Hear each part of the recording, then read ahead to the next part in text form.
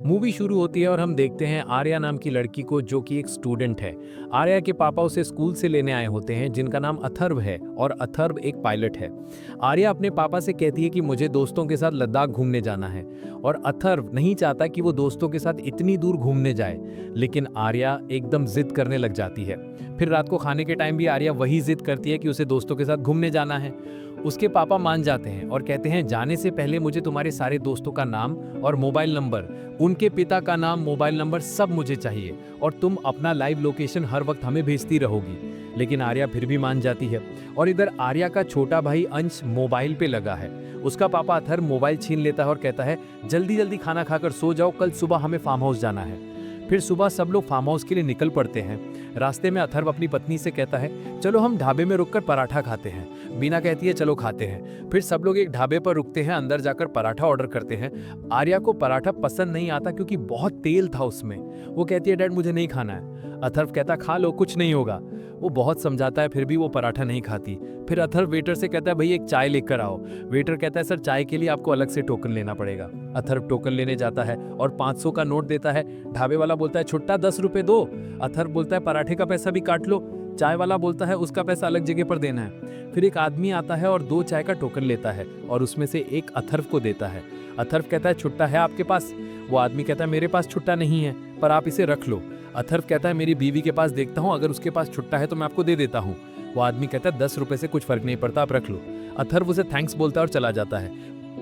वो आदमी भी इनके पास आ जाता है। वो पूछता है क्या मैं यहाँ पर बैठ जाऊं, क्योंकि इसने अथर्व को चाय पिलाया है तो अथर्व उसे बैठने की परमिशन देता है। फिर बीना आर्या से पूछती है तुम्हें सच में ये पराठा नहीं खाना? आर्या कहती है माँ मुझे नहीं खाना। वो आदमी कहता है खाने का अपमान नहीं करना चाहिए, खा लो। आर्या कहती मेरा मन नहीं है, मैं नहीं खाऊंगी। वो आदमी भी हंसी मजाक में जिद करता है और फिर अपनी जेब से एक छोटी डिब्बी निकालता है और कहता है तुम ये पराठा खाओ, नहीं तो इसमें से एक चीनी का दाना खा लो, मुंह मीठा रहेगा। फिर आर्या उस डिब्बी में से एक चीनी का दाना खा लेती है। वो खाते ही आर्या को बहुत अजीब सा महसूस होता है। फिर वो आदमी कहता है लो अब ये पराठा खा लो, और वो चुपचाप पराठा खाने लगती है। बीना को ये बहुत अजीब लगता है, लेकिन वो कुछ समझ नहीं पाती। दरअसल इस आदमी ने आर्या को वशीकरण कर लिया होता है। जो चीनी का दाना अभी आर्या ने खाया उसमें उसने जादू टोना कर रखा था। फिर सब लोग यहाँ से जाने लगते हैं और जाते टाइम अथर्व उस आदमी से पूछता है क्या नाम है आपका? वो आदमी कहता है मेरा नाम प्रताप है। अथर्व प्रताप को चाय के लिए थैंक यू बोलता है और फार्म हाउस के लिए निकलने लगता है। जाते टाइम प्रताप आर्या को एक बिस्किट का पैकेट देता है और कहता है फार्म हाउस पहुंच के इसे खा लेना। आर्या वो पैकेट ले लेती है। रास्ते में बीना पूछती है कौन था वो आदमी, तुम जानते हो उसे? अथर्व कहता है मैं उसको नहीं जानता, मेरे पास छुट्टा नहीं था तो उसने मेरी चाय का पैसा दिया था। फिर सब फार्म हाउस पहुंचते हैं। आर्या वो बिस्किट का पैकेट खा लेती है। अंदर जाकर सब बहुत हंसी मजाक करते हैं, एक दूसरे को पूल में धक्का देते हैं। फिर बीना छत पर जाती है। उसे प्रताप गेट के बाहर खड़ा दिखता है। बीना जाकर अथर्व को बोलती है कि ढाबे पर मिला था वो आदमी बाहर खड़ा है। फिर अथर्व जाता है और पूछता है आप यहाँ कैसे? प्रताप कहता है मेरी गाड़ी खराब हो गई है और मुझे अपनी बेटी को फोन करना है और फोन बंद हो गया है। आपके घर में अगर फोन है तो मैं उससे अपनी बेटी को फोन करके आने के लिए बोल दूं। तो अथर्व उसे घर में आने देता है। अंदर जाकर उसे फोन दिया जाता है और प्रताप उसे कॉल करता है, लेकिन उससे कॉल लगता नहीं। दरअसल प्रताप ने जानबूझकर गलत नंबर डायल किया होता है। अथर्व बोलता है नेटवर्क में प्रॉब्लम है, शायद आप थोड़ी देर में कॉल कर लेना। आर्या भी पूल से निकलकर अंदर आती है और प्रताप कहता है कैसे हो बेटा, आओ बैठो, और वो गीले कपड़ों में ही सोफे पर बैठ जाती है। अथर्व कहता है क्या कर रही हो तुम, गीले कपड़ों में सोफे पर क्यों बैठ गई? आर्या कहती है अंकल ने कहा इसलिए मैं बैठ गई।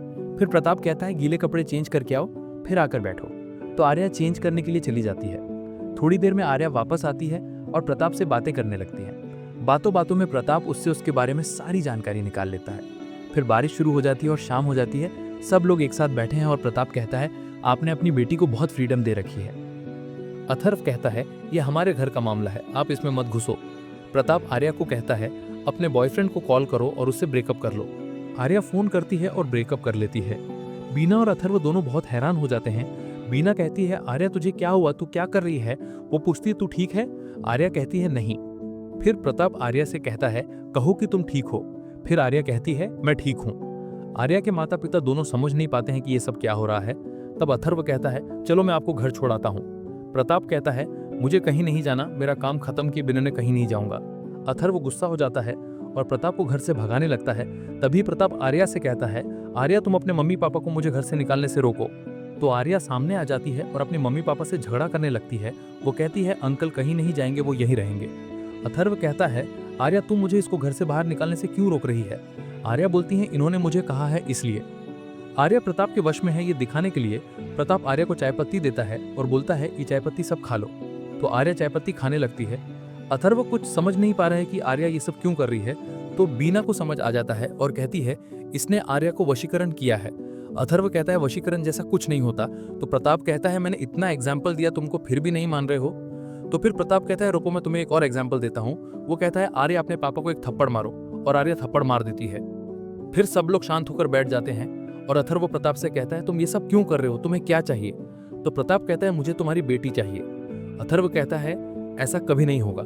प्रताप कहता है देखो मैं तो तुम्हारी बेटी को ऐसे ही ले जा सकता हूँ, तुम्हारी बेटी को मैं बोलूंगा और पीछे पीछे आ जाएगी, लेकिन उससे मेरा काम नहीं होगा, इसलिए मुझे तुम लोगों की परमिशन से ले जाना पड़ेगा। तब अंश ऊपर से नीचे आता है, वो अंश को भी सबके साथ बिठाता है और प्रताप किसी वजह से आर्या को लात मार देता है। अथर्व ये देख के गुस्सा हो जाता है और प्रताप पर हमला कर देता है और उसे मारने लगता है।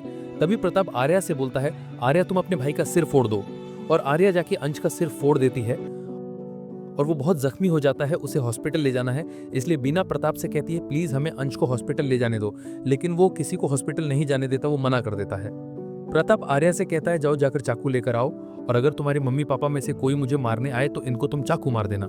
प्रताप आर्या के मम्मी पापा को मजबूर करने के लिए आर्या से और भी बहुत कुछ कराता है, जैसे कि खुद को थप्पड़ मारना, बहुत देर तक डांस कराना और पानी पीने नहीं देना। फिर भी अथर्व नहीं मानता, तो प्रताप आर्या से कहता है जाओ जाकर अपने भाई को मार दो। आर्या चली जाती है अपने भाई को मारने के लिए। अंश उसे कहीं नहीं मिलता, वो कहीं छुप गया होता है। फिर आर्या को पता चल जाता है अंश कहाँ है। वो उसकी तरफ जाने लगती है। अथर्व उसे रोकने की कोशिश करता है, लेकिन आर्या उसके पापा के पैर में चाकू मार देती है। फिर अंश को पकड़ लेती है और उसे छत से नीचे फेंक देती है। फिर बीना और अथर्व नीचे आकर देखते हैं अंश अभी भी जिंदा है। अथर्व बीना से कहता है ये अभी भी जिंदा है। तभी आर्या एक गमला उठाकर उसे फिर से मारने आती है। प्रताप उसे रोक देता है।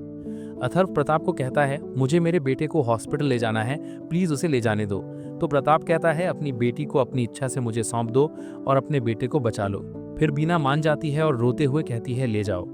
फिर बीना और अथर्व दोनों उसे अपनी बेटी सौंप देते हैं और प्रताप आर्या को अपने साथ लेकर चला जाता है। फिर अथर्व बीना को गाड़ी लेकर हॉस्पिटल भेज देता है और वो घर से कुछ सामान उठाता है और आर्या के पीछे जाने लगता है।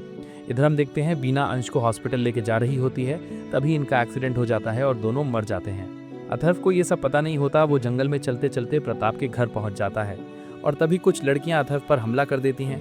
वो उसे खरोचने लगती हैं, अपने दांतों से काटने लगती हैं। दरअसल प्रताप ने सिर्फ आर्या को नहीं, बहुत सारी लड़कियों को वश में करके यहाँ रखा हुआ है। फिर प्रताप यहाँ आता है और इन लड़कियों को रोकता है। वो कहता है मैंने इन लड़कियों को सख्त आदेश देकर रखा है, अगर कोई भी मेरी इजाजत के बिना यहाँ घुसेगा तो उसे चीर फाड़ देना। फिर प्रताप यहाँ पर सभी लड़कियों को बुलाता है और अथर्व से कहता है इन लड़कियों ने बहुत सालों से कुछ मजेदार नहीं किया है, और प्रताप अथर्व को मारने के लिए इन लड़कियों को ऑर्डर देने जाता है। तभी अथर्व कहता है मुझे पता तो मुझे जिंदा नहीं छोड़ेगा, तो मुझे मेरी बेटी के हाथों मरना है, और प्रताप मान जाता है। वो सभी लड़कियों से कहता है कि इस आदमी को कोई नहीं मारेगा, इसे सिर्फ आर्या ही मारेगी।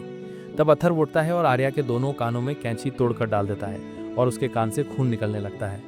प्रताप आर्या से कहता है आर्या अपने पापा को मार दो, और प्रताप को दिखता है आर्या के कान में कैंची घुसा हुआ है। फिर अथर्व प्रताप पर हमला कर देता है और पकड़ से उसकी जीभ पकड़ के खींच लेता है। वो लड़कियों को ऑर्डर देने की कोशिश करता है, लेकिन सभी लड़कियां चुपचाप खड़ी होती हैं, कोई कुछ नहीं करता क्योंकि प्रताप कुछ बोल नहीं पा रहा होता है। फिर अथर्व आर्या के कान से कैंची निकालता है और प्रताप को कहता है अभी तुम मेरे अंदर का राक्षस देखेगा। फिर हमें 10 साल बाद का सीन देखते हैं। अथर्व खेत से एक मरा हुआ चूहा उठाता है और घर आता है। घर आकर एक कटोरी में चाय पत्ती भरता है और एक केला लेता है। फिर एक अंधेरे से कमरे में जाता है। वहां पर उसने प्रताप को 10 साल से बंद करके रखा होता है। वो उसे चाय पत्ती खाने देता है और वो मरा हुआ चूहा भी देता है। अथर्व उसे 10 साल से यही सब खाने देता है। प्रताप गिड़गिड़ाता है उसे वो केला खाना है, लेकिन अथर्व उसके सामने बैठ के वो केला खुद खा लेता है। उसे केला तो क्या, केले का छिलका भी नहीं देता। फिर अथर्व आर्या के पास जाता है, उसे पानी पिलाता है। आर्या 10 साल से वशीकरण से निकल नहीं पाई है। उसको लास्ट ऑर्डर मिला था मुस्कुराओ, तो वो अभी भी उसी ऑर्डर को फॉलो कर रही होती है और कहानी यहीं पे खत्म हो जाती है।